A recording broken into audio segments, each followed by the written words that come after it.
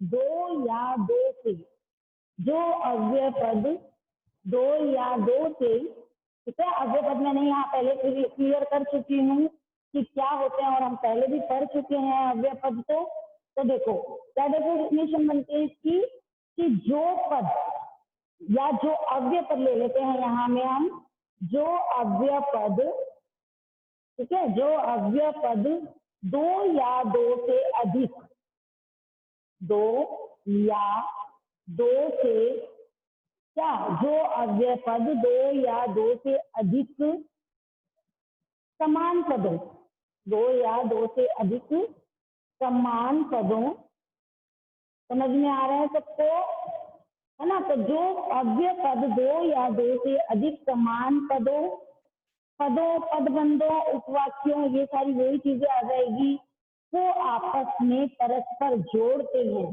समान पदों, पदबंधों, जो पद को बांध लेते हैं, तो आपस में क्या करते हैं, आपस में या परस्पर जोड़ते हैं। समझ में आ रहा है सबको क्या क्या कह रहे हैं आपको परिभाषा के माध्यम से? कह रहे हैं कि समानाधिकरण में क्या होता है, जो अव्यय पद दो या दो से अधिक समान पदों, अर्थात समान पद है, समान शब्द है, पद बंधो अर्थात वाक्य बन चुके हैं, उनको परस्पर जोड़ते हैं, वे समानाधिकरण कहलाते हैं। अधिकरण कारक हमने पढ़ा था। अधिकरण कारक में किसी ना किसी वस्तु पर डिपेंड होना, जैसे छत पर बैठा है तो बैठना क्या, कहाँ पर बैठा है, छत पर बैठा है। कबूतर पेड़ पर बैठा है, चिड़िया पेड़ पर नीचे कर रही है। तो ये सब चीजें क्या होगी, समान अधिकरण, जहाँ पर समानता को दर्शाया जाता है। और किनके माध्यम से, कि जो अव्यय पद होते हैं अर्थात जो सहायतार्थ शब्द होते हैं, वो दो या दो से अधिक समान पदों, पदबंधों को परस्पर जोड़ देते हैं, वहां पर समानाधिकरण होता है। ठीक है, जैसे देखो यहाँ पर अगर हम एक उदाहरण लेते हैं कि मैं और आनंद, मैं और आनंद दोनों भाई हैं। क्या सेंटेंस बनाया, मैं और आनंद दोनों भाई हैं। ठीक है, तो यहाँ पर देखो एक अधिकरण मान लीजिए, समान अधिकरण है, समानता का भाव आ रहा है क्या, यहाँ पे हम एक बार और को छिपा देते हैं, गुप्त कर देते हैं, उसको लुप्त कर देते हैं। ठीक है, विगुण हो गया। तो मैं आनंद दोनों भाई हैं, अब मैं आनंद दोनों भाई हैं, तो यह सेंटेंस जो है वो हमें राइट नहीं लगेगा, सही दिशा जो है हमें प्रदान नहीं कर रहा। तो सही दिशा को प्रदान करने के लिए हमें क्या करना पड़ेगा, यहाँ पे हमें समुच्चय बोधक चिन्ह का प्रयोग करना पड़ेगा। और समुच्चय बोधक चिन्ह में भी हमें समानाधिकरण का प्रयोग करना पड़ेगा। जैसे मैं और आनंद दोनों भाई हैं, यहाँ पे आनंद है और मैं हूँ, कर्ता मैं हो गया, आनंद इसका भाई हो गया, तो मैं और आनंद दोनों भाई हैं। समझ में आई बात? जैसे कि सेकंड हम अगर एक एग्जांपल और लेते हैं इसका, कि विराट कोहली और शिखर धवन, ठीक है, विराट कोहली और शिखर धवन अच्छे बल्लेबाज हैं। अब यहाँ पे देखो समानता का अधिकरण हो रहा है। कैसे हो रहा है कि विराट कोहली और शिखर धवन दोनों क्रिकेटर हैं, आपको पता ही है ना। तो दोनों के बारे में समानता की बात आ रही है कि वे दोनों अच्छे बल्लेबाज हैं। तो यहाँ पर योजक चिन्ह का प्रयोग हुआ, पर योजक चिन्ह में किस भाव का प्रयोग हुआ, समानाधिकरण का प्रयोग हुआ। समझ में आई बात? अब देखिए कुछ समानाधिकरण जो समुच्चय बोधक होते हैं, समानाधिकरण किसका भाग है, समुच्चय बोधक का। समुच्चय बोधक के कितने भेद होते हैं, दो भेद होते हैं। तो पहला हमने किया समानाधिकरण, मैंने आपको एक एग्जांपल दिया कि मैं और आनंद दोनों भाई हैं।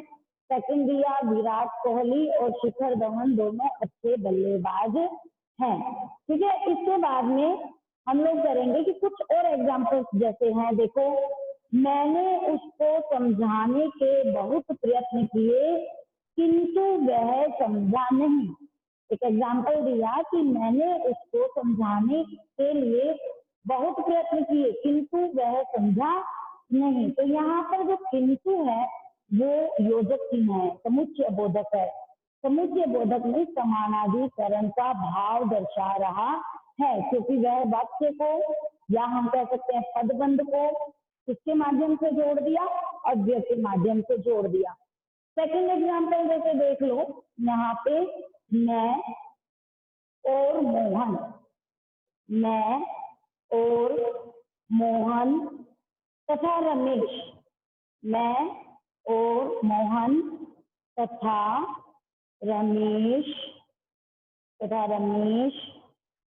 और सोहन, ठीक है, और सोहन क्या है, परस्पर गहरे मित्र हैं, परस्पर गहरे मित्र हैं। समझ में आ रही है बात?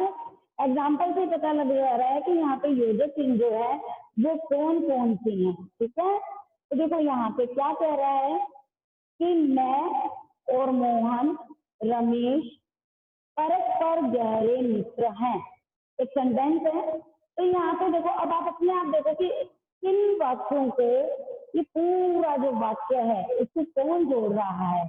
अगर हम इसमें योजक चिन्ह हटा देते हैं समानाधिकरण के भाव से, तो सेंटेंस क्या बनता है, वाक्य क्या बनता है, मैं मोहन रमेश सोहन परस्पर गहरे मित्र हैं।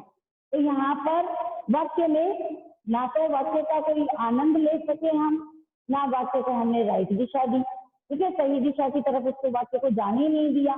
तो यहाँ पर क्या बन जाएगा, तो पहला आ जाएगा और, राइट, दूसरा आ जाएगा तथा, ठीक है, और तीसरा आ जाएगा और। इस पूरे वाक्य को इन अव्यय चिन्हों के माध्यम से जो है वो समानाधिकरण में ला दिया गया। तो अब पूरा सेंटेंस क्या बन गया, मैं और मोहन तथा रमेश और सोहन परस्पर गहरे मित्र हैं। समझ में आया? एक एग्जाम्पल और लेते हैं, ना तुम मेरा कुछ बिगाड़ सकोगे और ना तुम्हारे घर वाले। कई बार अपन थोड़ी सी दादागिरी दिखाते हैं तो बोलते हैं ना कि तुम मेरा क्या बिगाड़ लोगे, घर वाले मेरा क्या बिगाड़ लेंगे। तो यहाँ पर उस वाक्य को अगर हम सीधा सीधा बोल देंगे, वहां पर हम समुच्चय बोधक का प्रयोग नहीं करेंगे और उसमें भी हम समानाधिकरण का भाव नहीं लाएंगे, तो उस वाक्य को बोलने में हमें आनंद की अनुभूति नहीं होगी, अर्थात मजा नहीं आएगा बोलने में। तो यहाँ पर देखो, ना तुम मेरा कुछ बिगाड़ सकते हो और ना तुम्हारे घर वाले। तो यहाँ पर जो और आया है, उस और को क्या किया, वहां पर योजक चिन्ह बना दिया गया समानाधिकरण के भाव से, ठीक है। एक एग्जाम्पल और लेते हैं, मुझे लगता है कि यहाँ कुछ खतरा है, इसलिए तुम मेरे साथ चलो। एक वाक्य बनाया कि मुझे लगता है यहाँ कुछ खतरा है, इसलिए तुम मेरे साथ चलो। अब इसलिए तुम मेरे साथ चलो, तो यहाँ पर जो इसलिए शब्द आया वो समुच्चय बोधक या समानाधिकरण का भाव दिखा रहा है। तो जहां पर किंतु और तथा न इसलिए ये जो अव्यय पद होते हैं और समान पदों या उपवाक्यों को जोड़ देते हैं, वहां पर समानाधिकरण का भाव आ जाता है। तो समानाधिकरण में हम ज्यादातर कौन से वर्ड लेते हैं, कौन से शब्द लेते हैं, जैसे मान लो हमने किंतु ले लिया, ठीक है, उसके बाद में हमने और ले लिया, इन शब्दों से हम समानाधिकरण की पहचान कर सकते हैं। जहां पर भी बीच में शब्दों को या उपवाक्य को यह जोड़ते हैं, वहां पर यह सब शब्दों का प्रयोग हो सकता है। तो हम इसको देख करके भी प्रयोग कर सकते हैं और समझ सकते हैं कि यहाँ पर समान का भाव आ रहा है, तो इसलिए यहाँ पर समानाधिकरण है। किंतु और तथा और न इसलिए, इन बातों से हम समानाधिकरण को कर सकते हैं, समझ सकते हैं, ठीक है। सबको समझ में आ गया समानाधिकरण। अब अगला जो हमारा भेद होगा वो हमारा भेद कौन सा होगा, व्यधिकरण। कौन सा भेद होगा, व्यधिकरण। और व्यधिकरण का मतलब क्या होता है, जो दूसरों पर आश्रित होता है। मीन्स एक वाक्य जो है या अव्यय पद है वो किसी वाक्य के दो या दो से अधिक समान पदों में आश्रित उपवाक्यों को जोड़ते हैं। व्याधिकरण की डेफिनेशन क्या बनती है कि जो अव्यय पद होते हैं, व्याधिकरण क्या होता है? देखो, व्याधिकरण का मतलब समानाधिकरण में तो हमने पढ़ा कि समानता क्या आधार होता है, अव्यय के माध्यम से वो जुड़ते हैं। व्याधिकरण में क्या होता है? जो अव्यय पद, व्याधिकरण जो अव्यय पद, ठीक है, किसी वाक्य के देखो दोनों में तो थोड़ा सा ही अंतर है कि उसमें समानता का भाव होता है और यहाँ पर आश्रित का भाव होता है। तो जो अव्यय पद किसी वाक्य के यहाँ पर तो हमने समानाधिकरण किया था तो सीधी सी बात आ गई थी कि दोनों में समानता का भाव लिया जाता है, परंतु यहाँ पर आश्रित वाक्यों को दो या दो से अधिक जो आश्रित होते हैं, आश्रित का मतलब क्या होता है? आश्रित का मतलब होता है डिपेंड, किसी चीज पर डिपेंड होना, आश्रित होना। जैसे रमेश आएगा तो मोहन स्कूल जाएगा, ठीक है, साइकिल में पंचर आ गया तो इसलिए लेट हो गया, तो ये क्या हो गया? पंचर निकलवाएंगे तभी तो हम जाएंगे, तो साइकिल पर आश्रित हो गए हैं। विद्यालय जाने के लिए हम आश्रित हो गए हैं साइकिल पर। तो समझ में आ रही है आपको बात? चलो एक बार हम इसको ठीक समझ लेते हैं क्या है व्याधिकरण। जो अव्यय पद किसी वाक्य के दो या दो से अधिक आश्रित उपवाक्यों को जोड़ते हैं। वहां पर हमने पढ़ा कि दो या दो से अधिक वाक्यों को आपस में जोड़ देते हैं, वह समानाधिकरण होता है, अर्थात समानता का भाव होता है। और यहाँ पर हम पढ़ रहे हैं कि जो अव्यय पद किसी वाक्य के दो या दो से अधिक आश्रित उपवाक्यों को जोड़ते हैं। यहाँ पे आप लोगों को ये बात समझ में आ रही है कि क्या कहना चाह रहे हैं कि वाक्य के दो या दो से अधिक आश्रित, अर्थात एक दूसरे पर कोई वस्तु का डिपेंड होना या वाक्य का डिपेंड होना। जैसे देखो, मैं तुम्हारे पास अवश्य आता किंतु मुझे चोट लग गई। अब यहाँ पे देखो, आना और चोट लगना, दो बातें आ रही है ना। मैं तुम्हारे पास अवश्य आता किंतु मुझे चोट लग गई। एक तो यह है कि वो उसके पास जाने वाला था, सेकंड क्या हुआ कि उसको चोट लग गई, और थर्ड क्या हुआ, उसके न जाने का आश्रित वाक्य क्या हुआ कि उसके पैर में या हाथ में कहीं पर भी चोट लग गई है। समझ में आया? एक दूसरे पे डिपेंड हो गई है चीज। तो क्या हुआ? मैं तुम्हारे पास अवश्य आता किंतु मुझे चोट लग गई, तो किंतु से जुड़ गया। एक मान लीजिए हम बनाते हैं कि मैं परीक्षा नहीं दे सका क्योंकि मैं बीमार था। अब मैं परीक्षा नहीं दे सका, क्यों नहीं दे सके? क्योंकि वह बीमार थे। तो इसका परीक्षा न देना डिपेंड करा उसकी बीमारी पर, तो वो आश्रित हो गया। अगर वो बीमार नहीं होता तो वो परीक्षा देता, और वो बीमार है इसका मतलब वो आश्रित हो गया। उस बीमारी के कारण वो परीक्षा नहीं दे पाया, तो यहाँ डिपेंड हो गया। समझ में आई बात? अब देखिए, व्याधिकरण जो समुच्चय बोधक होते हैं, एक दो एग्जाम्पल और लेते हैं अपन उसके, कि वह आज विद्यालय नहीं आया क्योंकि वह छत से गिर गया। क्या वाक्य बनाया? वह आज विद्यालय नहीं आया क्योंकि वह छत से गिर गया। अब छत से गिर गया तो छत से गिरना प्लस विद्यालय नहीं आना, तो यहाँ पर दो चीजें आश्रित हो गई। थर्ड, ईसा को स्कूल नहीं पहुंच सका, कि स्कूल जाने का या पहुंचने का कारण क्या था? स्कूल न पहुंचने का कारण क्या हुआ? वो छत से गिर गया, और छत से गिरने के कारण क्या हुआ? उसके चोट आ गई। तो ये एक दूसरे पर, ये जो पूरा वाक्य है ये एक दूसरे पर डिपेंड हो गया। अगर वो गिरता नहीं तो स्कूल जाता, और वो गिर गया तो स्कूल नहीं गया।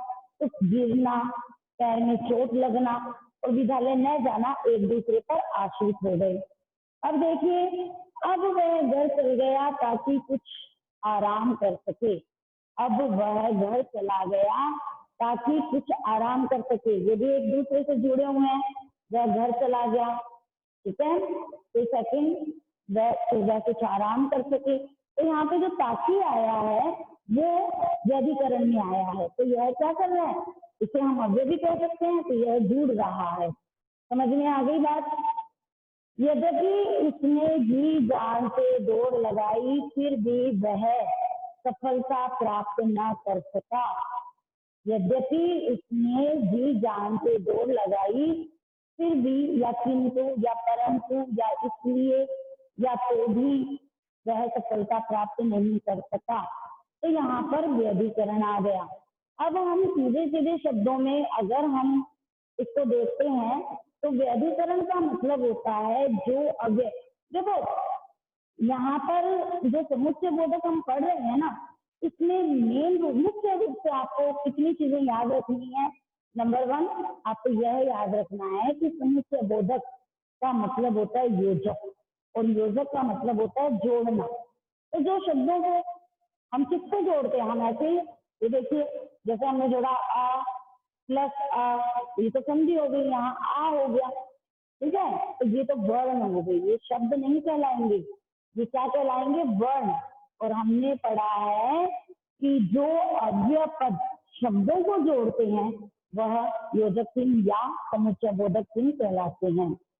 उसके बाद में हमने पढ़ा कि समुच्चय बोधक जो होते हैं उनके 2 भेद होते हैं। 2 भेद कौन कौन से होते हैं? पहला हमने पढ़ा समानाधिकरण, दूसरा हमने पढ़ा व्यधिकरण। 2 भेद हो गए, समानाधिकरण और व्यधिकरण, ठीक है। समानाधिकरण में क्या होता है, सीधी सी बात है, अगर हम हमारे शब्दों में करते हैं तो समान अधिकरण जिसमें होता है समानता का भाव होता है वो समानाधिकरण है। और हम थोड़ा सा पुस्तकीय भाषा से करते हैं तो क्या आ जाएगा, जो अव्यय पद 2 या 2 से अधिक समान पदों, ठीक है, पदबंधों, उपवाक्यों अथवा वाक्यों को परस्पर जोड़ते हैं वह समानाधिकरण कहलाते हैं। जैसे कि और, इसलिए, किंतु, तथा, परंतु, ये सारे वर्ड इसमें आ जाएंगे। सेकंड है हमारा व्यधिकरण। व्यधिकरण क्या होता है, जो अव्यय पद किसी वाक्य के 2 या 2 से अधिक आश्रित पदों पर होते हैं, वे उस वाक्य को जोड़ते हैं, वह व्यधिकरण कहलाते हैं। मीन्स किसी चीज का किसी कार्य का न होना या किसी कार्य का होना आश्रित होता है, डिपेंड होता है, वहां पर व्यधिकरण होता है। तो मोटे तौर पर अगर हम देखते हैं तो हमें इसमें बस 3 ही चीजों का ध्यान रखना है। बहुत ही सरल और सुगमता से पढ़ने वाला जो है हमारा आज का उपविषय है। जैसे पहली चीज हमें सीखनी है समुच्चय बोधक क्या होता है। हम इसे योजक के रूप में भी ले सकते हैं, हम इसे योजक भी कह सकते हैं। सेकंड हमें यह याद रखना है कि इसके 2 भेद होते हैं, समानाधिकरण और व्यधिकरण। थर्ड हमें यह याद रखना है कि समानाधिकरण जो है वो क्या करता है, तो वो जो अव्यय पद होते हैं उनसे 2 या 2 से अधिक समान पदों, पदबंधों, वाक्यों को जोड़ता है। जैसे कि इसलिए, किंतु, ताकि, है ना, ये सब चीजें हो गई। उसके बाद में व्यधिकरण, तो जो अव्यय पद किसी वाक्य के 2 या 2 से अधिक आश्रित उप वाक्यों को जोड़ते हैं वह व्यधिकरण होते हैं। जैसे यह होता तो ऐसा हो जाता, है ना, मैं पास हो जाता परंतु मैंने प्रयत्न ही नहीं किया, आज मेरी ऑनलाइन क्लास छूट गई क्योंकि मेरे नेटवर्क की प्रॉब्लम थी। ये सारी क्या हुई, आश्रित होना। आज आपने ऑनलाइन क्लास क्यों नहीं ली, क्योंकि आपके नेटवर्क की प्रॉब्लम थी। तो ये क्या हो गया, क्लास न लेना और नेटवर्क की समस्या होना, ये एक दूसरे पर आश्रित हो गया। तो आप लोगों को ये सब समझ में आ गया। ये देखिए यहाँ पे आपको सबको समझ में आ गया। चलिए, तो आज हमने समुच्चय बोधक को अच्छे से समझ लिया है, ठीक है। अब इन दोनों के आप समानाधिकरण, व्यधिकरण, इनकी डेफिनेशन याद कीजिए।